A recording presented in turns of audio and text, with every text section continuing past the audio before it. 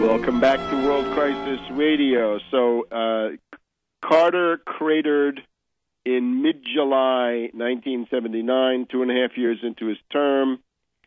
Obama cratering just a little bit later, not even a month later, 1 or 2 weeks later. Get the lowdown on that. Obama, the Postmodern Coup, the Making of a Manchurian Candidate. That's my book that has inspired now 2 books, The Manchurian President and The Obama Coup, at least 2 books spinning off from that. Go right to the source. Read my Obama, the Postmodern Coup.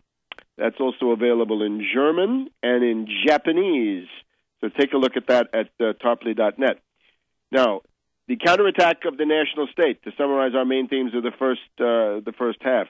The national state is now counterattacking the forces of neo-feudal chaos, the speculative predators, parasites, hyenas, the zombie bankers. We want to remember that as of last week, stock shorting is banned in France, Italy, Belgium, and Spain. They join Germany, Greece, and South Korea. No shorting of stock. That's something. We've also got now the proposal, which needs to go really fast. It's way overdue, for the Tobin tax, the financial transfer tax, turnover tax on all derivatives and all bonds. Make that all stocks as well, and especially derivatives used on commodity exchanges, because that's how they drive up the price of gasoline. Again, I still recommend banning credit default swaps outright. Now, obviously, these measures to suppress and repress speculation are absolutely indispensable. But then you've got to have your recovery policy. And it's either a law through the U.S. Congress directing the Federal Reserve. It can also be done in Europe. You can have the Council of the Governments direct the European Central Bank. There's not much difference to provide a rediscount guarantee for $1 trillion US, 1 trillion euros, or an amount in that ballpark. The rediscount guarantee says that if any state or group of states, Port Authority, whatever it is, want to build important public works, infrastructure, the Fed will automatically buy those bonds. Those bonds are the safest and most secure bonds. 0% interest rate, 50 years.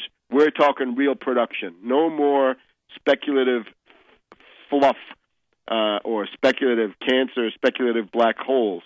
You obviously need a personality similar to Harry Hopkins. You need somebody who's got the mentality of a Lend-Lease expediter. In other words, get the production done, get it delivered faster, and don't let environmentalist lunatics, don't let the Al Gore faction who hate industry, science, and progress get in the way of this.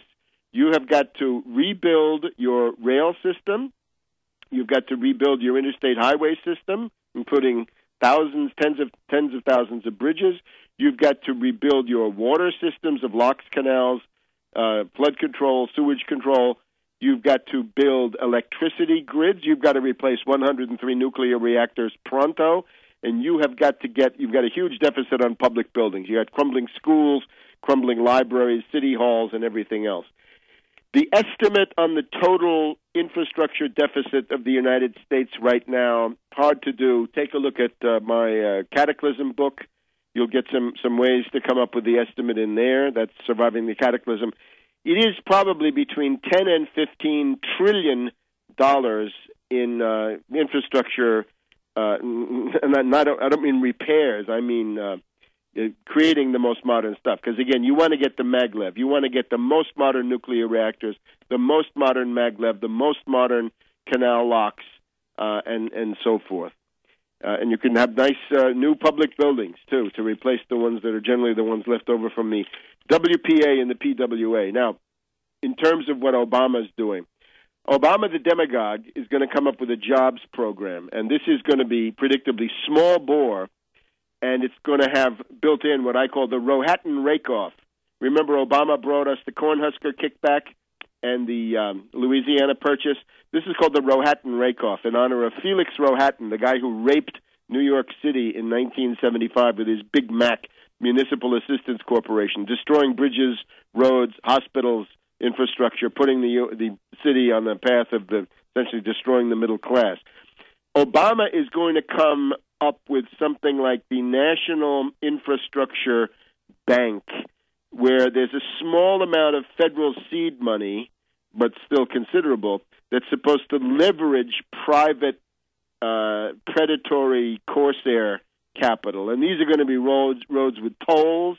They're going to try to appeal to the reactionaries, to the Wall Street Journal, the Furstengot Roth set over there who want to have tolls like you had in the Middle Ages.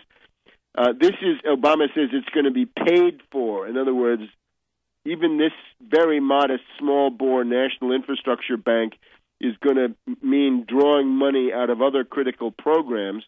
But above all, the main thing is that this is going to be designed to provide speculative windfalls and parasitical bonanzas to people like Felix Rohatyn. That's going to be the thing.